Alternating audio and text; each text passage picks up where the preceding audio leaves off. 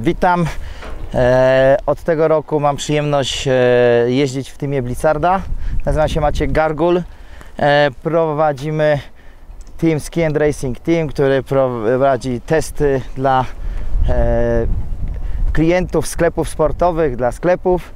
W związku z czym chciałem Wam powiedzieć kilka słów na temat narty, który przez cały zeszły sezon, czyli 2009-2010 mieliśmy możliwość testować.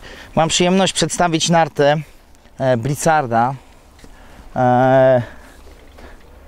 Power RS z systemem Full Suspension, który wygrał na ISPO tegorocznym. Wszystko to się dało wygrać.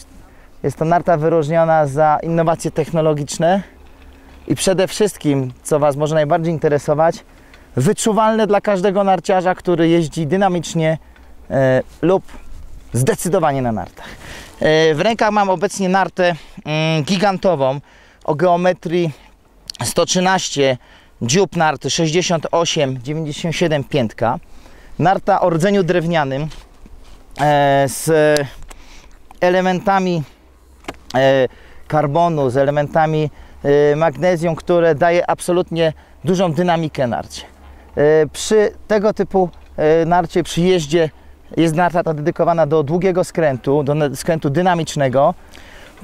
Absolutnym wsparciem narciarza jeżdżącego na tych nartach jest system Full Suspension, którego sercem jest siłownik olejowy, którego ramiona są przymontowane za pomocą ramienia kewlarowego do dziobu narty i do piętki.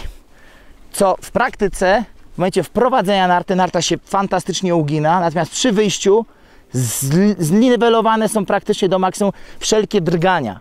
Ja w tej chwili pokażę. Już w sklepie możesz wziąć nartę, przyłożyć nawet palce tutaj na tej szynie, czy widać to? I uginając nartę, czuć pod palcami, jak szyna się przemieszcza. Absorber kasuje tutaj drgania, narta fantastycznie pracuje. Nie oddaje, nie drga, tylko oddaje równo siłę. To były narty gigantowe. Narta roku 2000, sezonu 2010-2011, nagrodzona na międzynarodowych targach sportowych w ISPO w Monachium. Dziękuję bardzo.